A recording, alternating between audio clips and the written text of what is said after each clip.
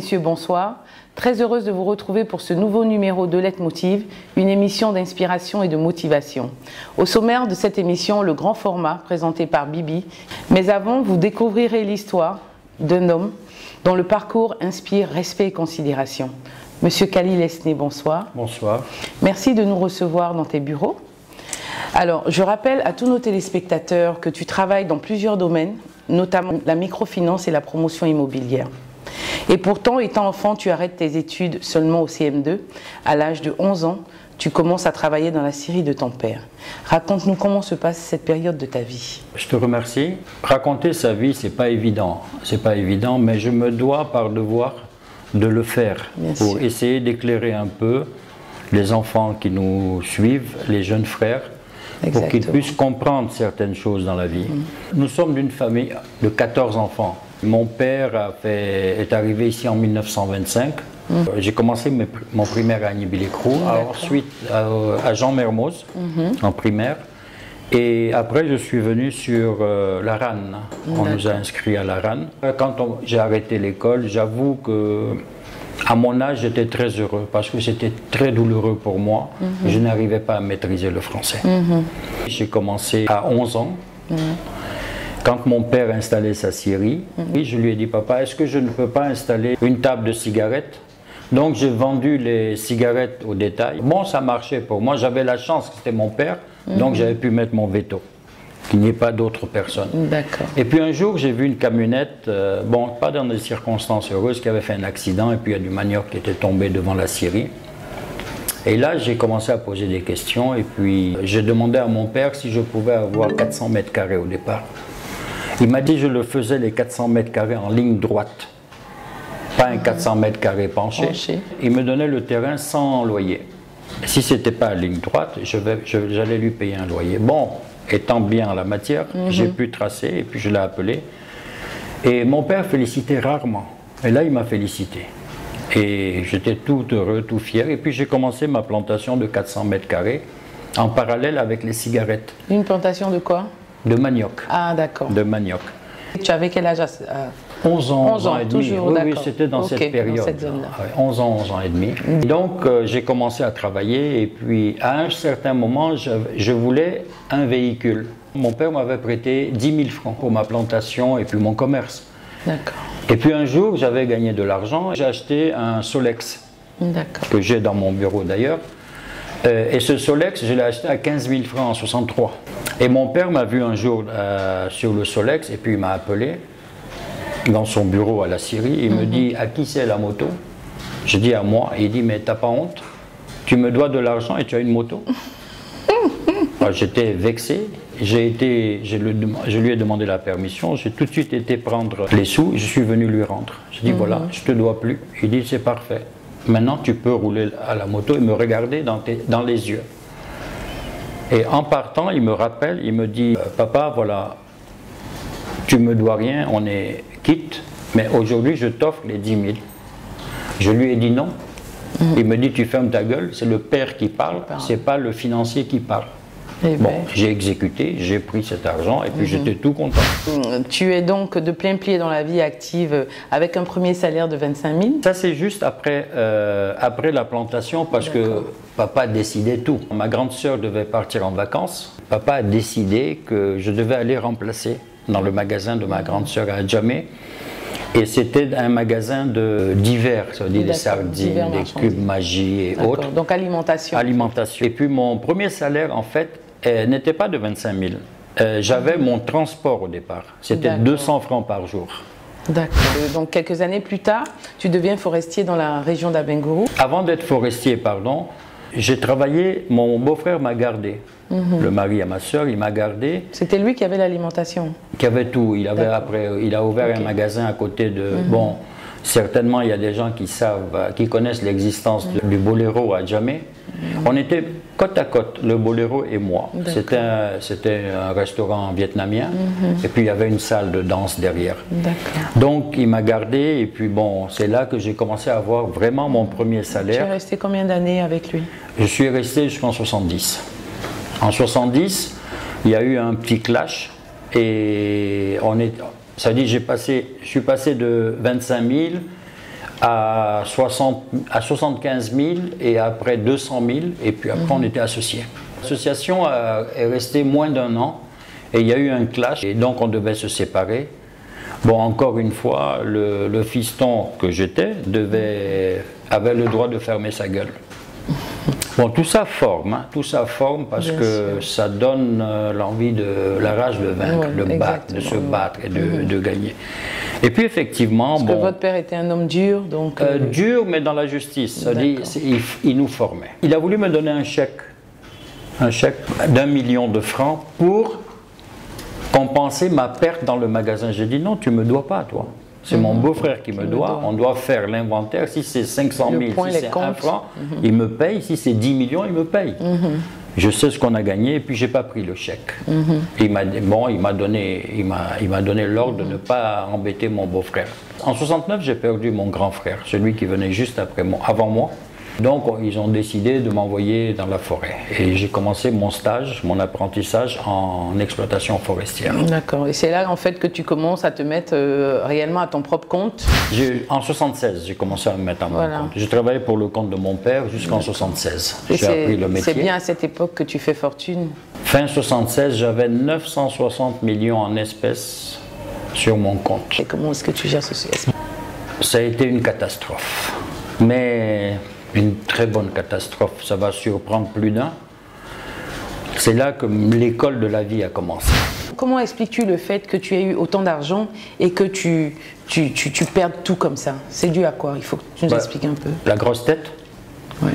Tout frais, tout jeune, à 24 ans, 25 ans, être milliardaire. J'avais 3 bulles, j'avais 7 camions de billes, 7 grumiers.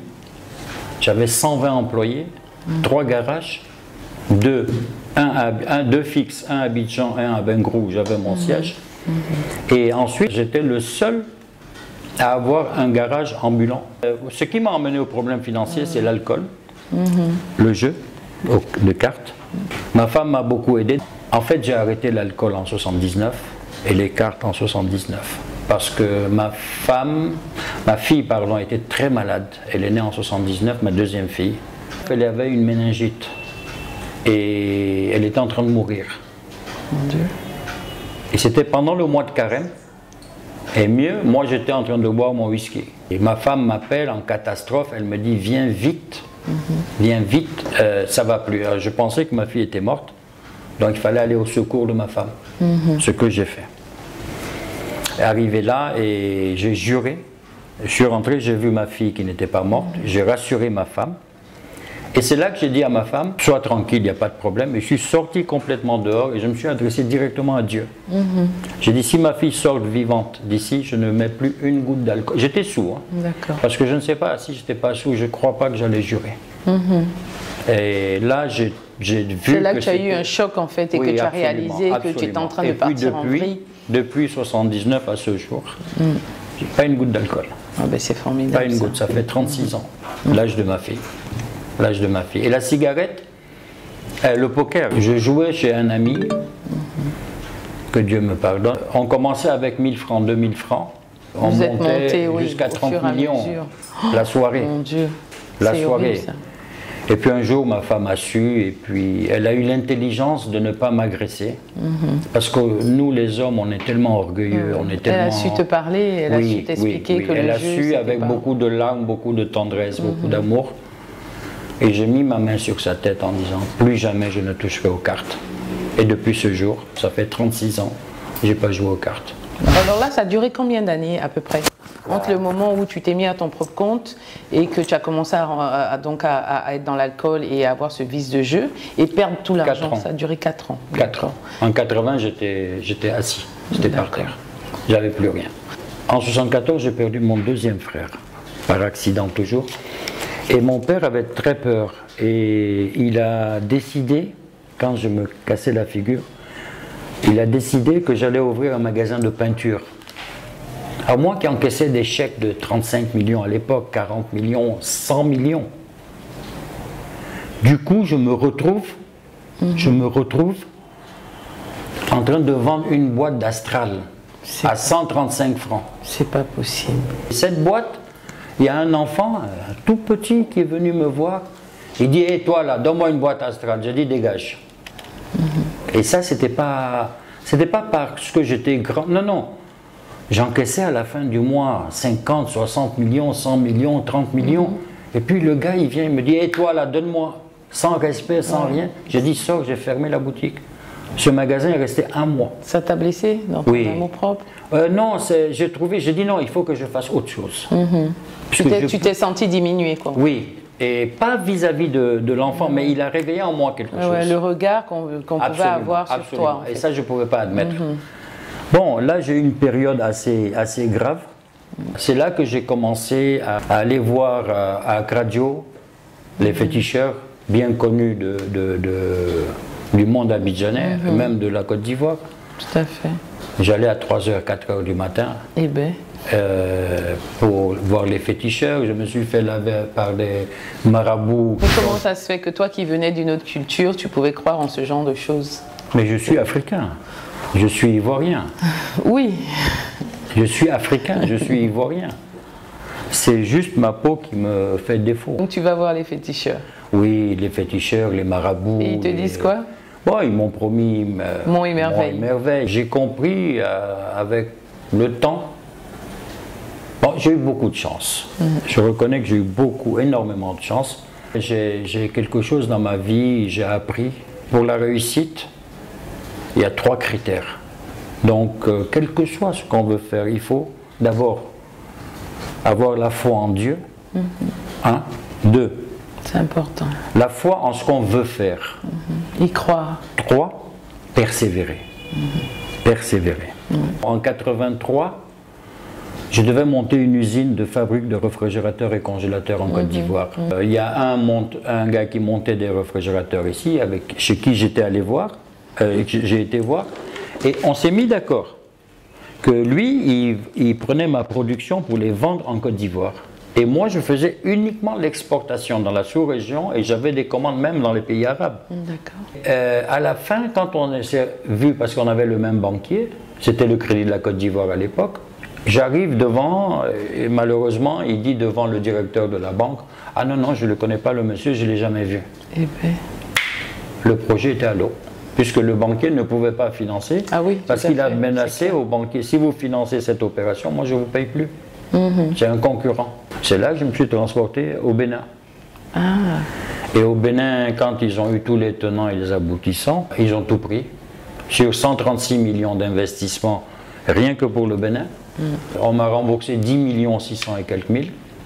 Et on m'a expulsé du territoire. Mais s'il vous plaît, avec les honneurs, parce qu'on m'a vidé en première classe. Eh bien, dis donc, je suis bien parti. Au moins, tu aurais eu ça. Voilà, j'étais bien parti.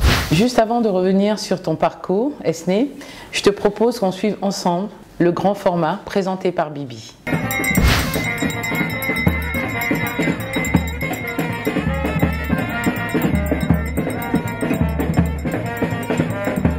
Coucou Corinne, salut à tous les téléspectateurs de Leitmotiv. Aujourd'hui, nous sommes à Yopougon, plus précisément à la place Figayo, où se tient une journée de solidarité et de cohésion sociale organisée par le groupe Rafa. Alors, vous saurez de quoi il s'agit? Suivez-moi tout à l'heure.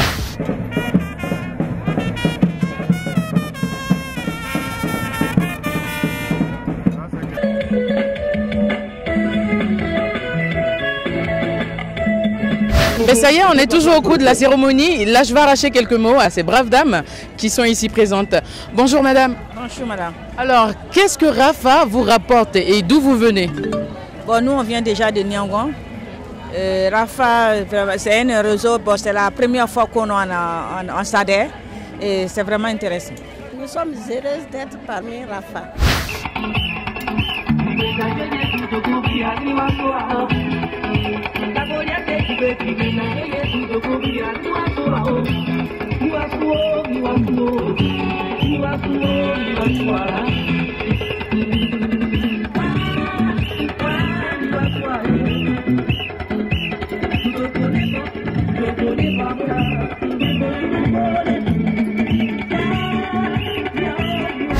Créé depuis 2012, le réseau des associations des femmes actives d'Afrique est un réseau de femmes dynamiques, déterminée et victorieuse qui regorge en ce jour 285 associations et 205 000 membres et 15 coordinatrices à travers le pays.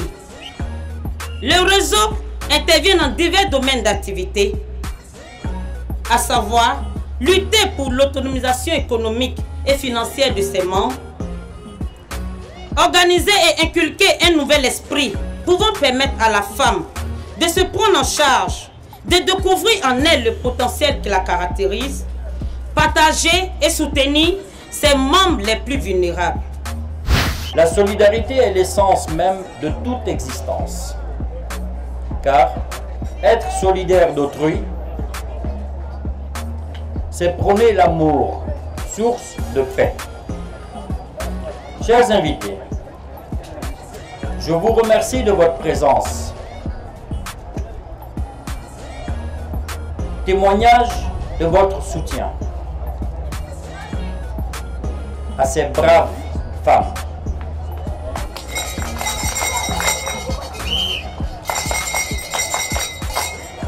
Cette présence en ces lieux démontre que le père fondateur de la nation avait bien raison lorsqu'il affirmait, et je cite, « La paix n'est pas un vain mot, mais un comportement ».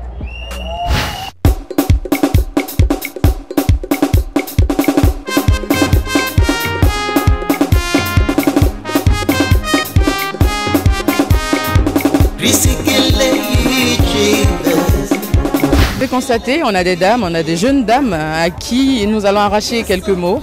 Bonjour madame. Bonjour madame. Alors qu'est-ce que Rafa vous apporte et vous venez d'où?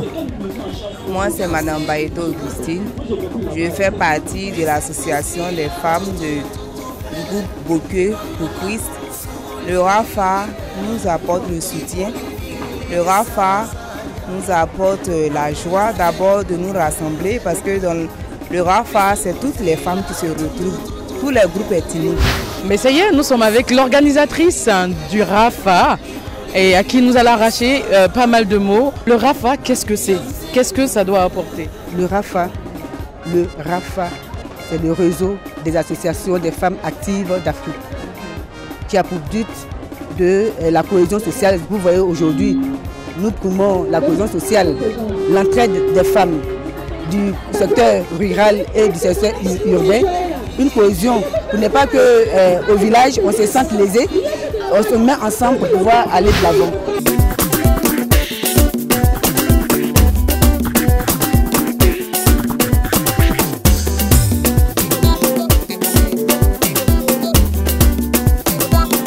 À titre personnel, mais également au nom de la société que je représente, nous avons immédiatement souscrit à l'engouement qui nous a été présenté pour soutenir le Rafa et Madame Koné et tous les membres, toutes les femmes actives que vous êtes en Afrique. Et ensemble avec Esné Khalil, président du groupe HES, nous avons décidé d'offrir au Rafa un nouveau véhicule que vous voyez arriver aujourd'hui.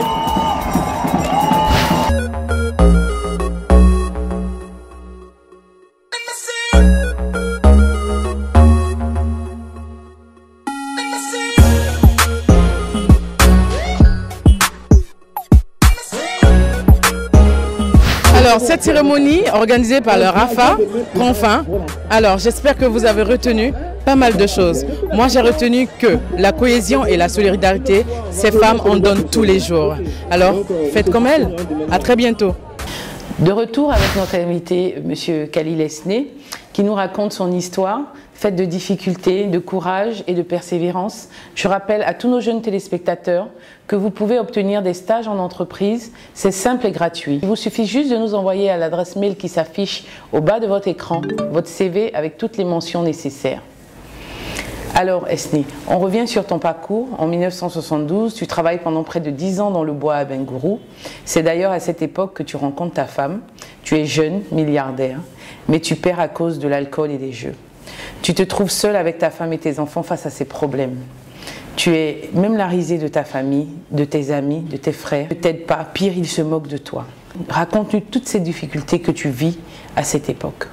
Alors, quand je vais raconter, il ne faut pas avoir pitié, au contraire, il faut dire bravo et grande gloire à Dieu. J'ai rencontré ma femme à Abengourou. C'était extraordinaire cette rencontre. Je me suis marié à 21 ans. Quand je me suis marié, j'avais déjà réfléchi, est-ce que si Dieu me donne des enfants, je voudrais être vieux et ne pas les voir grandir, ou bien je préfère les voir grandir étant vieux. Aujourd'hui, j'ai 63 ans. J'ai tendance à dire à ceux qui me critiquent de ne pas regarder le moment présent, mais de voir la finalité. Exact. Et dans la finalité, je vois mes enfants autour de moi. C'est magique. Aujourd'hui, j'ai 6 petits-enfants, 4 filles et 2 garçons. Félicitations. Quand je me regarde dans le miroir, je dis, mais est-ce que vraiment je mérite pour l'élément que j'étais? Et comme Dieu est amour, bon, je pense qu'il a eu de la peine il a pu effacer certainement certains passages de ma vie. Je voudrais attirer l'attention un peu des dirigeants. Pas spécialement les dirigeants dans l'administration, dans le gouvernement, non, tous les dirigeants. Il faut tenir compte de l'importance des collaborateurs. Aujourd'hui, quand on prend une pyramide,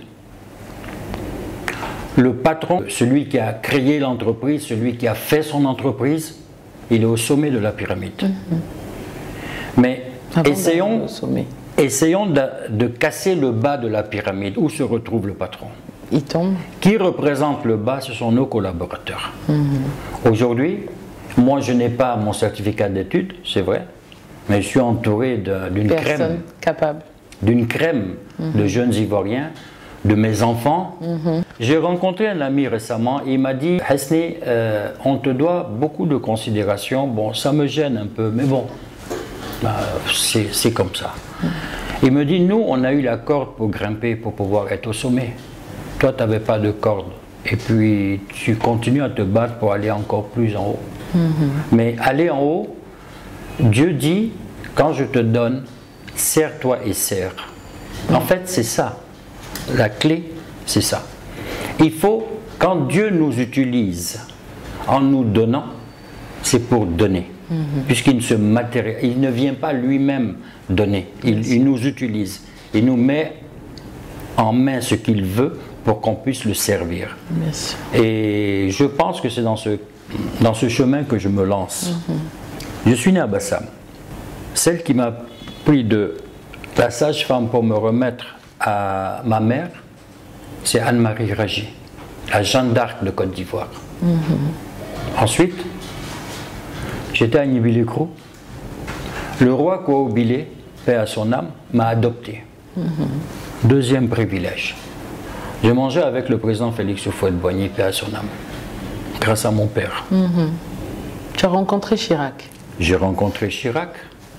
Quand on m'a fermé les portes au niveau du président Bédié, j'ai rencontré Bédié.